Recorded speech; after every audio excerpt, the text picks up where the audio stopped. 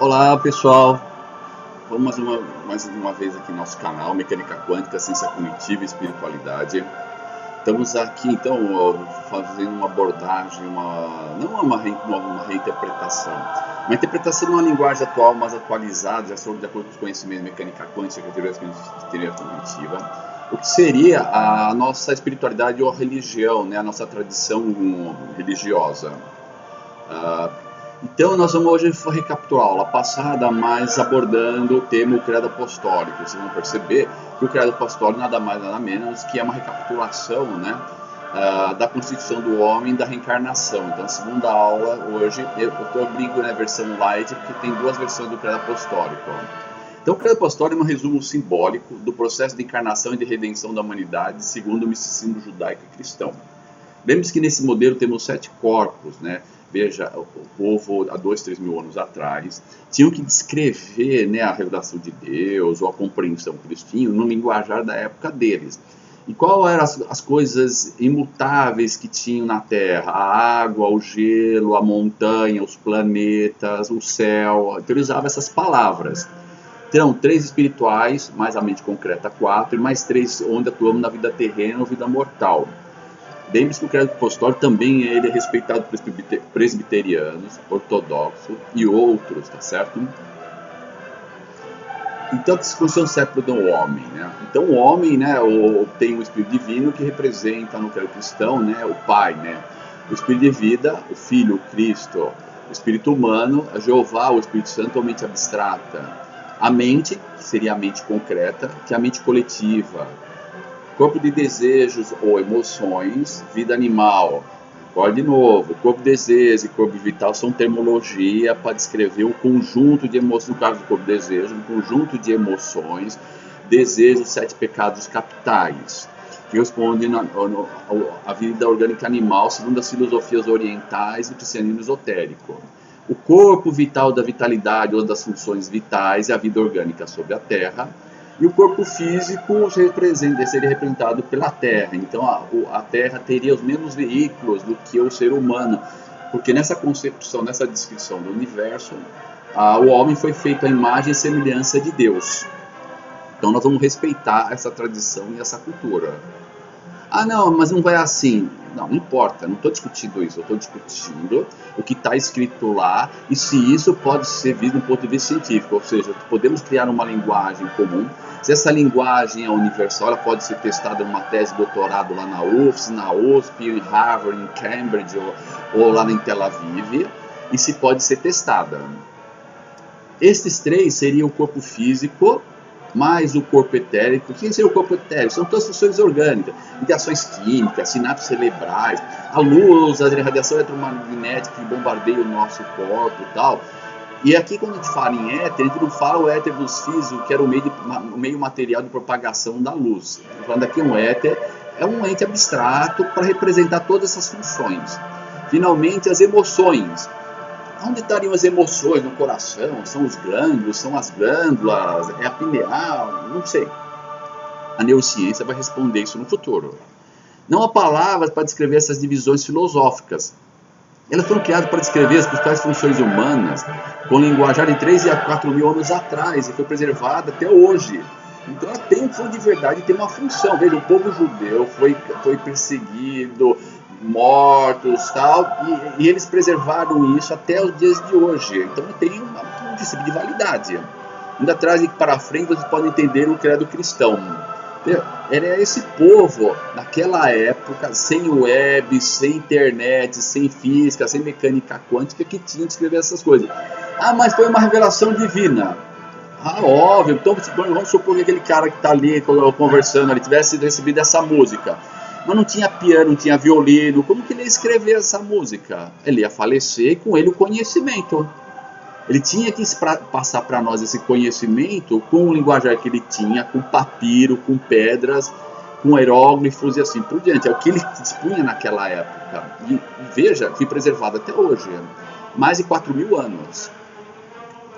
Os caminhos para a iluminação. Então vamos lá, então, o credo cristão, o caminho para a iluminação. Sim, toda vez que faz o credo cristão a gente recorda isso. Então, na vida religiosa, se diz que começamos fazendo jejum e oblação, os 40 dias de jejum de Cristo. É a vida anímica, o caminho do fakir. É o batismo que cura o corpo. Ainda necessitava vir o caminho do Brahman e do domínio mental, a concentração, a metanoia. Se a metanoia, ou seja, a mudança de mentalidade, é que está em grego, que foram traduzido como batismo.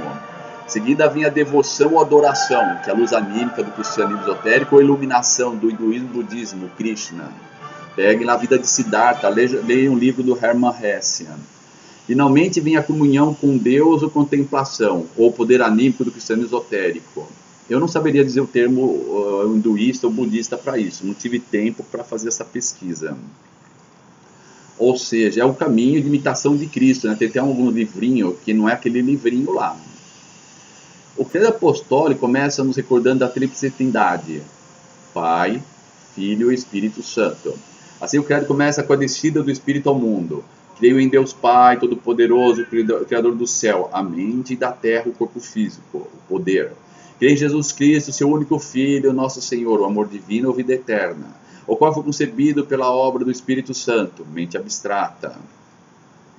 Tá certo? Então aqui à direita tem o Pai, à esquerda o Filho e a pomba, né? Representando toda a cultura que está aí na Idade Média e renascentista. Nasceu da Virgem Maria, imaginação criadora.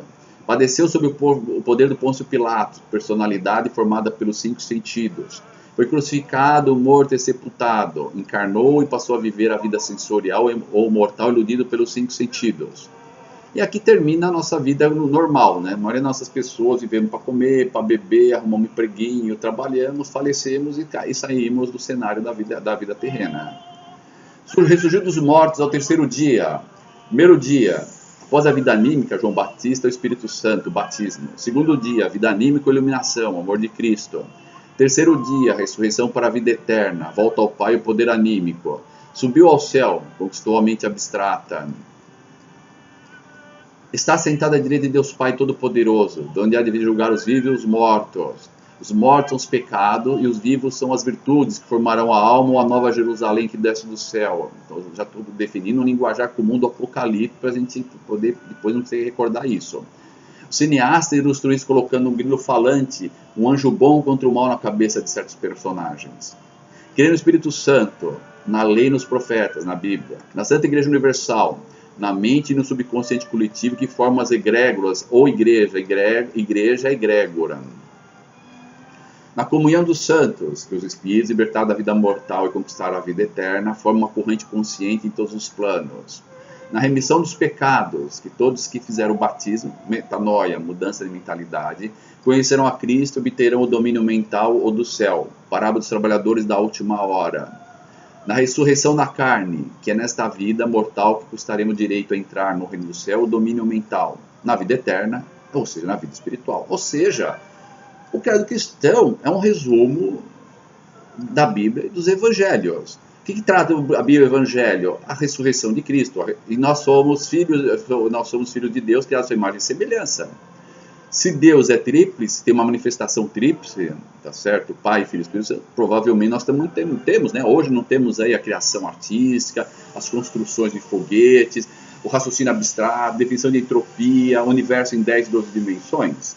Eu acho que nós temos traços aí na humanidade, já começando a mostrar que nós temos essas capacidades inerentes a nós. Mas alguns detalhes, a ressurreição é na carne e não da carne o corpo físico. Os corpos que morreram mais de 3.000 anos, já as moléculas, a matéria foi reaproveitada por vários outros corpos, ou já foi biodegradável e tal, né? Hoje, se o corpo de nós tivesse ser constituído com a mesma molécula, não teria nem sentido. Apesar que nem temos uma única molécula no corpo, né? Numa vida de 70, 80 anos, passam vários átomos de moléculas no nosso corpo. Já não basta esse inferno material aqui. Só os milionários que querem ser mumificados, ser congelados, para gastar o dinheiro que acumularam e roubaram nesta vida, querem voltar para cá, né? Essa ressurreição que vocês querem, eu acho que não, né? Atualmente toda a nossa cultura está voltada para a aquisição de capacidades motoras e intelectuais. Mas a própria neurociência cognitiva já comprovou que não há aprendizagem sem envolvimento emocional, ou seja, interesse. Se você não tiver interesse, você não memoriza nem compreende. Vai estudar o Zubel, ó. Seria a tal da alma. São palavras para descrever capacidades humanas armazenadas na forma de energias eletroquímicas, sinapse, glândulas, sei lá mais o que. Como diz o Feynman, a gente não sabe nem o que é energia, ele define energia, define o que é espaço-tempo, mas são puras definições matemáticas, não sabemos o que são essas coisas. Eu acho que é essa, né, a ressurreição que a gente quer, né? A compreensão, o entendimento espiritual, o domínio cognitivo, a capacidade de escrever música, poesia, expressar o amor e a humanidade, né? Eu espero que vocês tenham começando a criar uma linguagem comum com vocês. Você me bombardeie com informações para a gente poder direcionar nossas aulas. Mas espere a próxima aula do emaranhamento quântico.